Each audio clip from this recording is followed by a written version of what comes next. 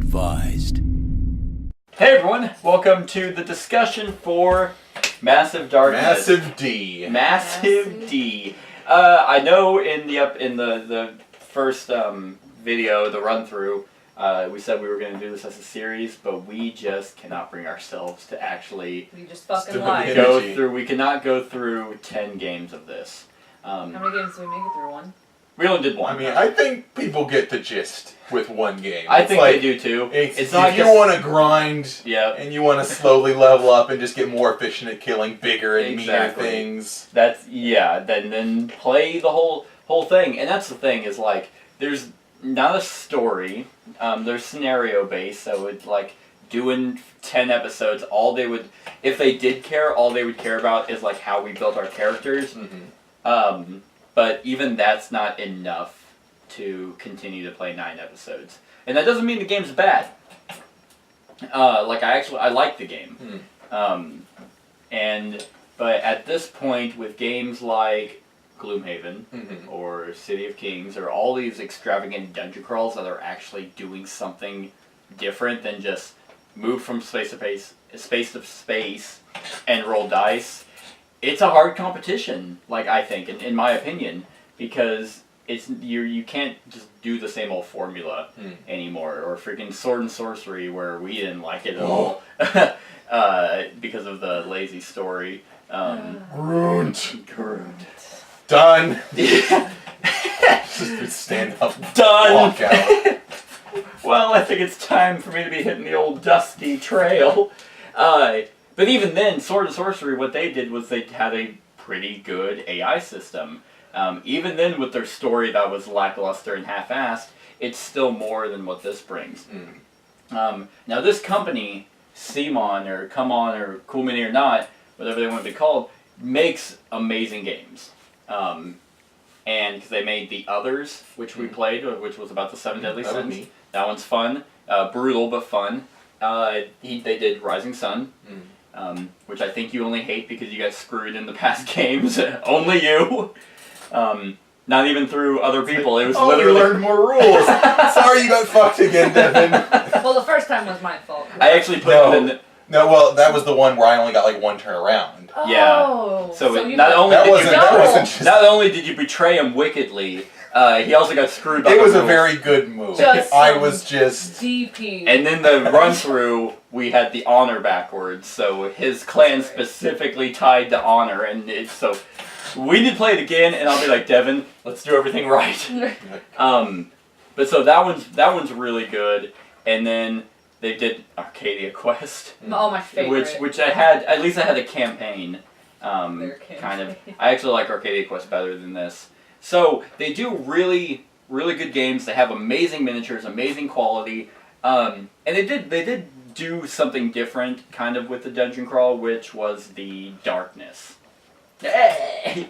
The massive darkness. And so let's talk about things that we didn't like, or if there wasn't really anything that you didn't like about the game, what prevented you from wanting to actually continue this as a campaign? Just Um, general boringness. Pretty Grindy. much, I mean, yeah. when it you was- do an encounter, like Mhm. it spawns a group of dudes. You roll to kill them. They Yeah. roll to kill you. Yeah. You roll to kill them. Lackluster. Yeah. I mean, yeah, I'm sure later on when you get some abilities, like what I mean, I could either do more damage, roll more defense dice. Mhm. I mean, the only thing I can see that really changes up the gameplay is like my charge, Right. which is that's about it. Right. Otherwise, it's all gear based. Yeah. I will Which say which this. you go through the decks pretty much through Mhm. each scenario, so it's not like one scenario you're only doing level 1 treasure, and then the second you just kind of go up that way. It's no, I mean, we'll get to level 3 and you could potentially get level 4. And so there's no really real surprises Mhm. by after the first scenario. Yeah, I mean, I personally don't like to grind in games, in video games especially. So I definitely don't want to do it in a board game because it takes, longer Mhm. to grind. If we want to level up, if we want to get all the experience, we just have to continuously grind. It's kind of like the Dark Souls board game where it's like if you want to get anywhere, you just literally have to just keep repeating the same thing. So you have to set it up and you have to take a lot longer to do it. So with this, it was just like, all right, we're kind of advancing. We just gotta get good, Sam. You just gotta get good. Well, it's like, okay, let's open the door. All right, and then oh look, all these are just going in there. And then it's like you only have 5 hit points up to max 7, and they're just like, they did 13 damage to you. You're dead. And it's like, but wait, I got a blue die for defense. I blocked none of it, so I'm dead. So I mean, and that's not why. I mean, the game's meant to be difficult. It should. You just have to be smart and wise about your placement. But yeah, it was just another dungeon crawl. I mean, they've got neat minis. Minis They aplenty. have a bunch of them. Yeah. But it's like you have to dedicate a table to the fucking game. Yeah. To set like if you had to set this up from like the ground up for one game and then you have to take it apart. Yeah. That would just ruin it. Right. It is not worth that kind of setup. Exactly. I would argue that Sword and Sorcery was a better bang for your buck with setup, because at least you kind of had a story and like options to go along the thing. It's not just trudge to the exit and just kill things. But yeah, I mean that's the reason why I got it. Honestly, was because I was like, because there's like 40 characters and they're all different. They all come with all the Kickstarter expansions and stuff, and they have all those big bosses over there, like that are all cool, like the Heffalump. Is that what they're called? Yeah, so you have like a High Troll, a Lord Tusk, Abysmal Demon, Spear Maiden Cyclops, Bloodseeker Minotaur, Hellhound. Where is it? The Helephant. What did I say? Elephant. Did you say Heffalump? Yeah. From Winnie the Pooh. Like It is! elephant. That's what I thought. I was like, huh. Hey, that sounds really familiar. Right. So it has all these unique big monsters, and whenever it was described to me, it was like, yeah, so there's these roaming monsters that you don't have to fight, but you can. And I was like, so in my mind, it was like, yeah, I don't know, I envisioned it being something different, not something that was moving around the main board. I thought it was like kind of something that was off to the side that you could go do optionally, but now it's kind of on the way. Yeah, he's in your way and he's shitting on your day. He chases after you. Like, you don't have to fight that spider, you can just stay right where you are. You can just not play the game and you can just stay there. So, yeah, it was just, I don't know, in the run through, did you guys have fun?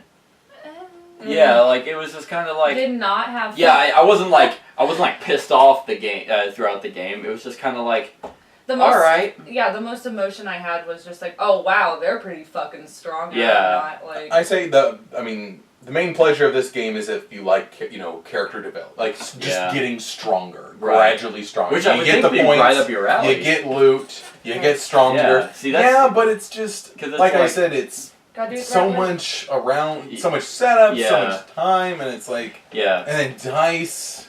Right.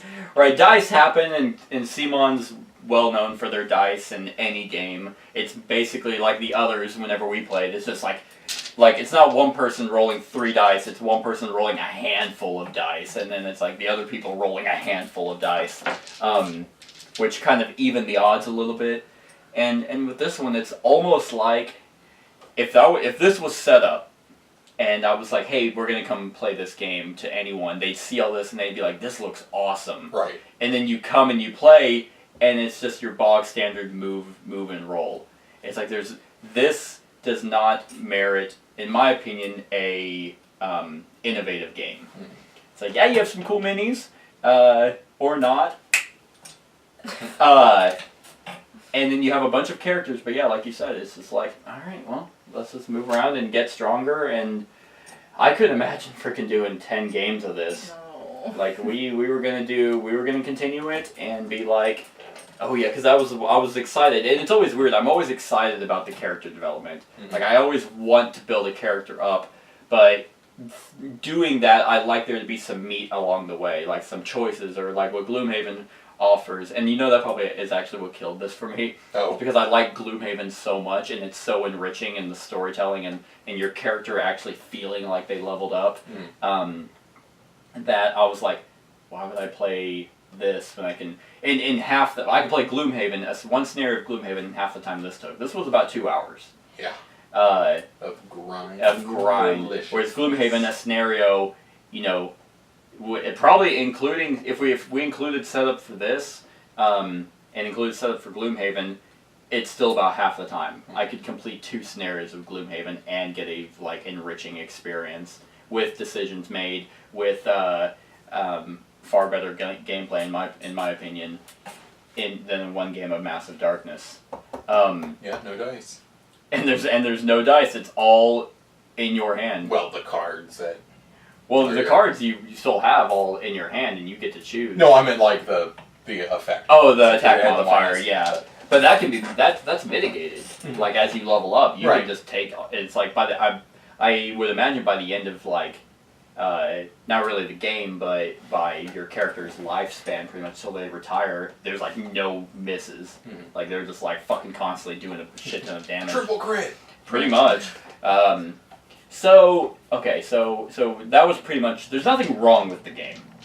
Like, it works the way it was intended to, and if you like dungeon crawls, and the grind doesn't bother you, I think you will really like this game. How much did this game cost? For me, probably around 200 For like all the expansions? with everything. Yeah, Mhm. this was I paid like 170 for it it was the Lightbringer pledge, so it came with almost everything except a few of those expansions, and those finally became available, so I bought those. So with all the minis and everything you get, and then the Kickstarter thing, where is it? Oh, it's still up there.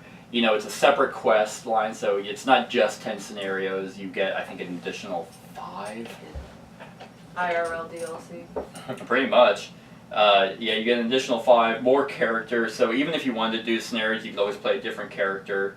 But even then, they're not different enough to merit playing a whole scenario again. Instead of hitting with my axe, I cast a fireball this time. I roll this many dice. Exactly. Oh, I still missed. So and then all the monsters that came with it, all these minis that are over here, those were not all of them came with the base game. So I think you get your money's worth. Yeah, a lot of minis. If you're looking at it from that perspective. But yeah, it's weird because I would imagine I'd have a lot to say about this game, but because it sounds like we're being so negative, because it's like we didn't want to continue. It's like, why? You must have hated it. It's like, no, it's just I have a channel to run. If I want to do a series, I have better games for a series. And if not that, I don't have time to edit 2 hours of videos of games that we didn't even really want to play. So it's like I'd rather focus on other games that we do want to play, that we can have more fun and get them up that others want to see. Because I can guarantee you, I bet people don't want to see a series of this one. Yeah. Especially after the first one, they're probably like, I get it. Yeah. So things you did like about it. Yeah, like I touched on before, that's the main pleasure is that slate. Like, ooh, what gear did I get this time? Yeah. Oh yeah, fucking gear. But even then, half the time you couldn't even use it. And from you have to scenario reach a certain level. And, from scenario to scenario, it's now all that level 4 stuff I got halfway through. Actually, that's something I don't like. So by the time we get to level 3, if someone's not level 3, then you can't use that stuff. You have to get to that level again in the following scenario, which I guess is kind of a balancing act because you're drawing certain, monster cards based on where you're at. So if you came in with level 3 and level 4 items, and then you're drawing 1 and they have 1 hit point, you're obliterating them like it's nothing. So I guess it's a way to kind of balance out the game. But ultimately, it's like, I don't want to have a character progression scenario, dungeon crawl, where you're going to be taking a step back every scenario. That's how it felt, yeah. That's what I don't know. It's like, hey, all that cool stuff that you found at level 4, throw it away. Or you pretty much sell it. You have to more or less. You can only carry over what is it, 6 pieces? Six pieces, and so right now, we start at level 2 because I went up to level 2. So you can only hold up level 2 or level 1 items because you guys you basically scale with the strongest person in the group, which at least that's makes good. I would argue the opposite because that relies heavily on at this point me, but I don't do enough damage to protect you guys, and my health stays the same. So bad die rolls can completely wipe me out just as easily as you guys. Well, So like say you're level 2. Yeah, I But did so the then max sell. we just start at like level 2 cards. Is Right. that how it works? Yeah. Well then, yeah. I mean then the gear keeps us going. Right. And then if you carry over like all through level 2 shit. Right. Which I did. And I mean, and the items are cool. Like, there's not a lot of repetition. It's not like in the level 1, deck of cards, half of them are just the same thing. Like, there are some traps in here, and there's some gold. A Scepter of Hate, which, the blam. I'm angry. Gives you +1 wound, a plate of armor. So, I did like that. The variety is definitely here. Just the gameplay is not for us. What else? What else is there? Really not a whole lot. Right, and that's The sums up monsters, the I game. think, right? Yeah. The monsters, funny enough, aren't unique enough. I would argue to warrant. The little guys. No, the big guys. Like, with how much.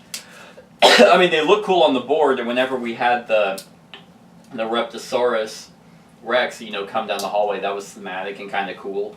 But he didn't really do a whole lot. Like, basically, he at the end of each of its moves, all heroes in line of sight suffer 1 wound, and then he rolls, 4 dice, and then some defense. And then he fucks up your world. And then he just is impossible to hit, and deals a bunch of damage.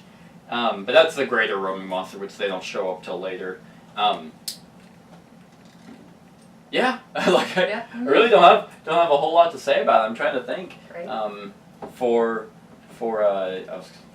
the people watching. Like minis are great, art's great, all that classic I stuff. actually don't like the art. There's really not a whole lot of art. I would Like, each of these tiles looks the same. Like, it'd be different if it was like kind of, and I understand they're trying to make it theme and like you're actually in a dungeon and doing all that stuff, but it's like, they all look the same. And so that's not really exciting to run around and see what's going on. The events are pretty uneventful. Like, they just pretty much have more people show up. Yeah, your bog standard dungeon crawl, which isn't for us. So I guess on a scale of 1 to 10, I can start. Yeah. I'd give it a 5. Like, which some people might say is like an awful rating.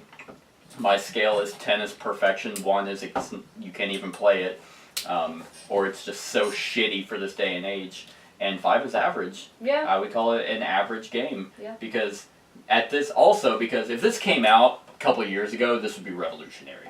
It would be amazing. All the different characters, all the different miniatures. This dungeon crawl, like character building, but now with the games that come out on Kickstarter, which this game did come out on Kickstarter, they're not doing anything innovative. They're not doing anything unique. So it's like, you can be like, the miniatures are amazing. Well, yeah, one, you expect this from this company. Now that's what they're really known for. But that's not really a feat anymore because a lot of games come out with amazing miniatures. It's not like your top companies like Kickstarter games are coming out with really good miniatures. And they're from no-name companies. Right. So it's like, I'm not saying that these are shit. They're amazing. And if they were painted, they'd be amazing. Babe, do you want to paint all these? But at the same time, if you're going to make a game like this, you have to be competitive. And if you want, they're going to sell. This company will sell their game every single time because you're getting good quality, and for the most part, the game's going to be good. But I don't think that's enough to raise a rating because to me, from everything that they've made in the games I've played recently with miniatures and this type of stuff, it's an average game. So, that's my justification for it. Yep. I'll give it 5 yawns out of 10. 5 yawns out of 10? Yep. Cool. It's funny that you say that because the Dice Tower, that's how they kind of do their rating. Like, they're like, I'll give it 2 candlesticks up. It's like, what does that even mean? Well, I've just been yawning. They do give. No, I've they been do. stifling yawns so They do give ratings, but it's just that's like every time they review something, they're like, I give it 17 sword hilts sideways, That's and I'm like, worth 18 grapples. I got. Grapples. That's how we should start rating it. With That's grapples. worth 13 splipples. What? Anyway, so 5 yawns out of 10. Yeah. Cool. Which I get. Wait, that's good rating then. That means you're not yawning half the time. But I'm not yawning half the time. Which is a good. Oh. What about Yeah, you? you said it was I'll average. give it. It's an average. I like. bar. I mean, this is only like the second dungeon crawl game. Second or third. I don't know if I want to count Dark Souls since it's a little different. It is. Yeah. And then sword and sorcery. Yeah. Sword and sorcery. I mean, yeah, like you said, that thing had the good AI, I guess. It was pretty solid AI because instead of just they move one space towards you, the AI in Sword and Sorcery actually had like criteria. Okay, if this is what it's doing, then it's gonna do this, and it's gonna do this moveset. And it wasn't too difficult to figure out. So I actually would praise Sword and Sorcery's AI above a lot of games. What was the game that we played? Oh, the Miss Thea. Whenever we were like, no, it wasn't Miss Thea. There was some game that we were talking about where we were like, Merchants and Marauders, that's what it was. Where one person shouldn't control an NPC because they might make decisions that, obviously I'm going to make decisions for the NPC that will benefit me because I'm going to try and cripple you. Like they should have criteria met to make it more fair because... Well, I mean, now that I'm like outside of the game, I'm like, well, it does give them. Then it gives them that self-preservation because you're trying to fuck over your opponent, and then that's like, I mean, you're fighting somebody that they want to be ruthless, they want to be tactical. Right. I guess that's true. So it's like you shouldn't hold back in a game like that. But I mean, imagine if it was still just as difficult, but had like an AI system like Sword and Sorcery, where it's like if you're doing this and they're gonna do this, it would kind of feel more. I guess fair. I guess dictating them like because then if you're someone else at the table is trying to play it, they'll never try and escape because they want to battle you to the death. Exactly, and like sometimes an NPC would to survive, and because if they escape, they heal up and then they can come back. But yeah, no one's ever gonna do that. It's like I'm gonna try and cripple you because I'm gonna go next and I'm right next to you, so I'm gonna fight you. Anyway, so that's so Sword and Sorcery did. Like, I can't remember what I gave Sword and Sorcery. It's been so long. It wasn't great. Yeah, I know it wasn't a good rate. I think it was a 4 or 5, we honestly. Groot and we were done. Yeah, so that's a dungeon crawl. I feel like we've done more, but it's hard to. I'll give it a 6. A 6. A 6. Yeah, I enjoy the character progression, the developments, but it's not bad. Dice and setup and. Yeah. I mean, yeah. How long has this been in my table? It's been here a while. A while, yeah. And I was like, okay, man, I really want to do something else, but I thought we were going to continue, and then whenever during this discussion, it was like, yep, I'm not feeling it. Yeah. I really don't want to. Okay, so 5, 5, 6. Doesn't mean the game is bad. Like, if what we said, if you're like, none of that bothers me, then this game is going to be fantastic for you. Yeah. And you'll have a great time. I almost wish it's kind of like the Near and Far thing where they like tried to make a campaign. Like, hey, campaign play. It's like I still enjoy those little quests. The quests. Yeah. no. Near and Far is a fantastic game. It's just the campaign was just bullshit. Like a campaign should have development, a story, something that like is more than just calculate your points for 10 games. Right. And it's like, I'm 50 points behind. I'll never fucking catch up. Exactly. I'm no longer invested. Yeah. I mean, I guess you can separate yourself. Yeah, from that, like but still. if your characters grew and they modded throughout that world, it'd be amazing. But so with this one, it's like just make it scenario based. Don't do which they did. The campaign was just kind of in the back, but it's like you kind of almost market it with that. Just leave it out, almost. It's like, because you can just have an amazing time. If we had just done this as a one-off, which we pretty much did, but with the mindset of a campaign, if we did it with the mindset of a scenario, I think we actually would have had a lot more fun. We probably would have played different characters. Been like, oh, I'll do this one, this Blood Moon Assassin, or whatever. That sounds fun. And then we'll do, oh, let's just do this scenario with the Heffalump or whatever, the Hellefont. So, if you're doing it for that, and you want it just a scenario based, you're definitely going to get your money's worth because you'll probably bring this to the table more. But other than that, I got nothing. I have nothing else about this game. So let us know what you think of the game in the comments below. Other than that, like, comment, share, and subscribe, and have a wonderful whatever time of day it is for you. Yeah. Hey everyone, thank you for watching, and I really hope that you enjoyed the video. If you want to support us, you can go ahead and click that link to go to my Patreon account. If you have any suggestions, you can go ahead and click the link in the show notes below to go to my Board Game Geek list.